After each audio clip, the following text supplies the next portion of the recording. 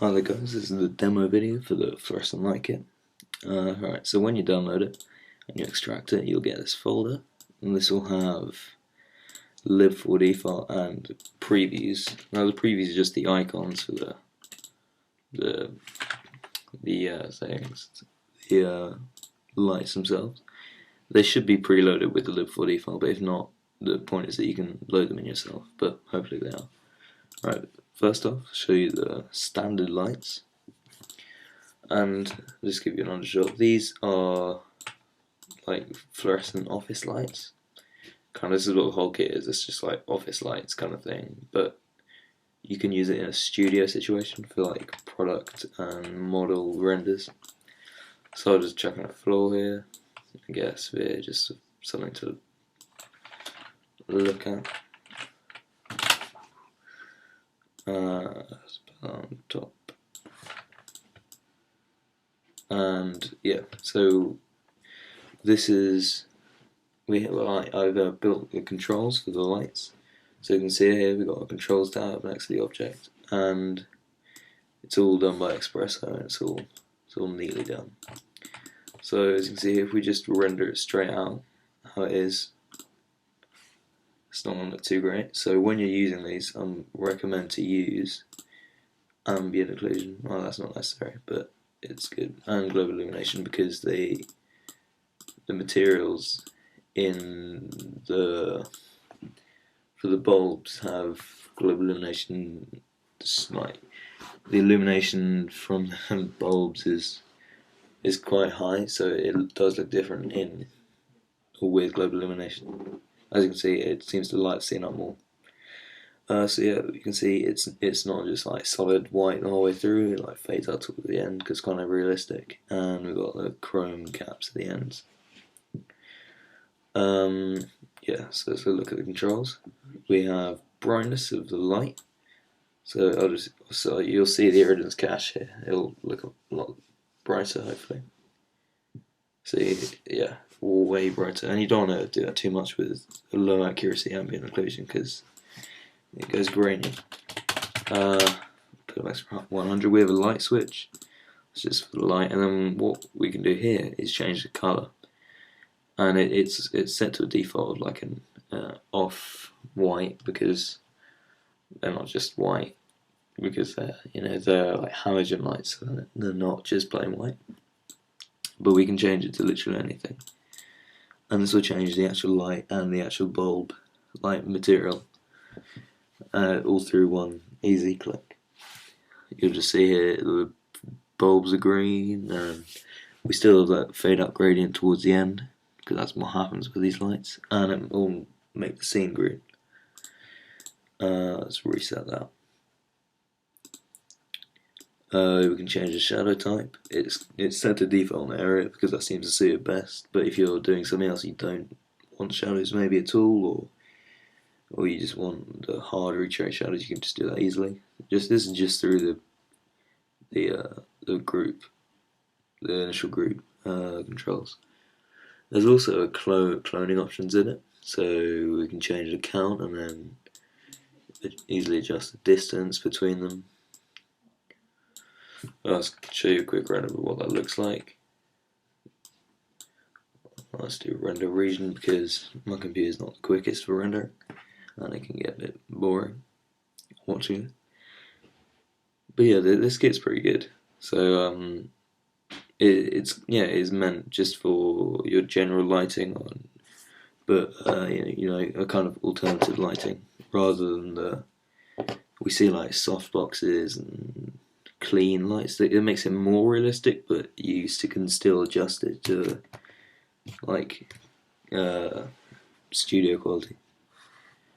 There we go. It'll like brighten up scene. You get better reflections when you actually turn them on in your material. So that's what you do when you change the count. Also, there's a little checkbox for posts, like posts on the back of the actual casing of the light. You can use that if you want to attach it to a ceiling so it looks realistic. But you can just, they're set default. By default they're turned off because it's not necessary, but it's just an addition. There's also a scale slider and visible in editor and seen by camera. So that's all good. Next slide I'm going to show you is they're the same actual lights like by build, but the controls are different. I mean, as you can see, they're aligned on a curve straight away. So first off, I'll give you a quick render. Hopefully it doesn't take too long. But the good thing about the curved lights is that you get light from a kind of like all sides depending on what the curve is or what you've made the curve. And yeah, also you don't really, I haven't seen many people make lights on a curve like this, so you know it's something different, and it will give your products or models like a unique look. Yeah, so it's taking a bit of a while here.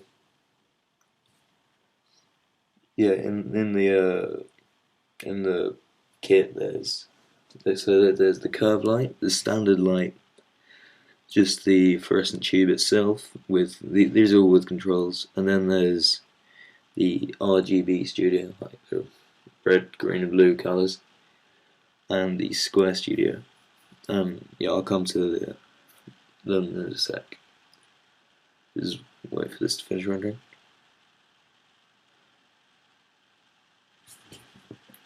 So yeah, guys, you know, don't hesitate to check this thing out. It will be really useful for just like product shots and other things. Just gonna finish our rendering.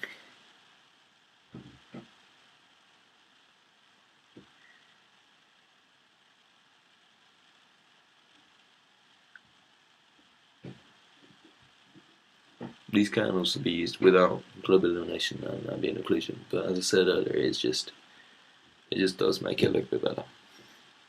Why everyone should know that.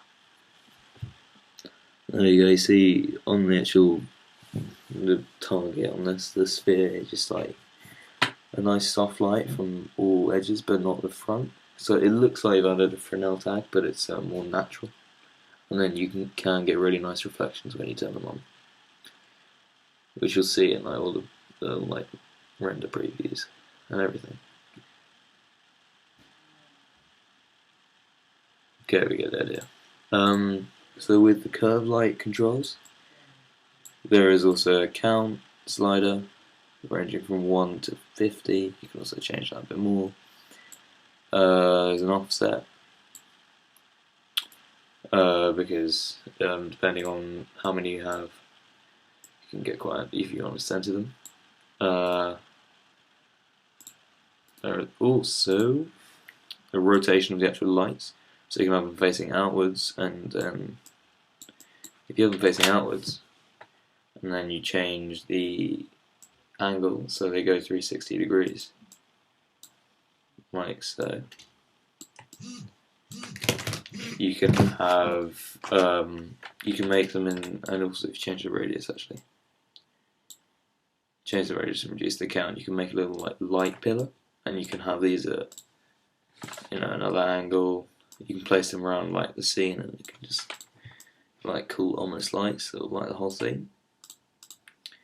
There is also scale, visible in editor and camera, and you know, oh yeah, the color and switch and everything. As I'll show you, the color works for all of them, including the material down here. Yep. Okay. Next slide.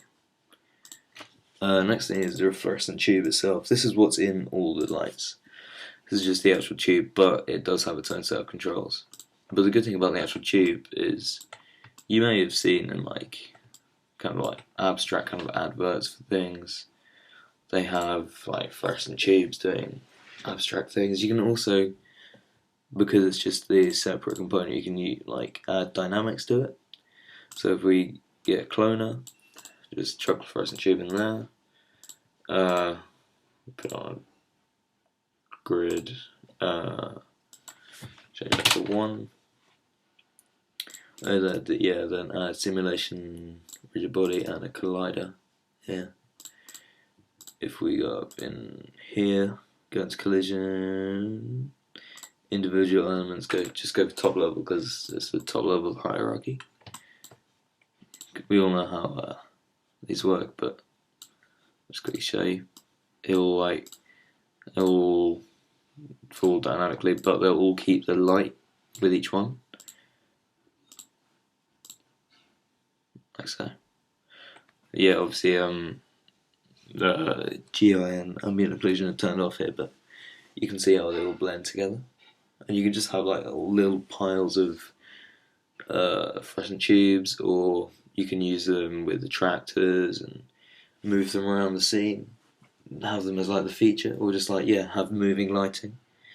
And there have like some people have encountered like flicker issues when you use illumination in the GI, but because the addition of the light and the strength isn't so great, you don't actually get flicker in when it's animated, which is really good.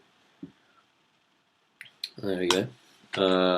Right, next up, there is. These are the last two studios now. I'll show you the RGB studio. Yeah, with this, let's head into the camera view. I won't actually show you a render preview, but I will show you the actual preview that's for the logo, because it takes a while to preview. With this, there's just like a sphere, which you obviously replace with your own thing, but it's just like a thing with displacement. But we have the red, green, and blue, and then an angle to that we just got like standard lights. But yeah, you can see the reflections here are quite nice because of the different colours and the fact they're bulbs, tubular bulbs. But yeah, you replace the sphere with whatever you want, and then you can like alter it all. And yeah, you can go into all the lights themselves and change them through this, because they all still have their controls. But this is just good just for a preset studio, but the idea is that you see these kind of things and then build them yourself. Oh, forgot about that. Hang on a sec. The last studio is just the square light one, and this is kind of for if you need a square render.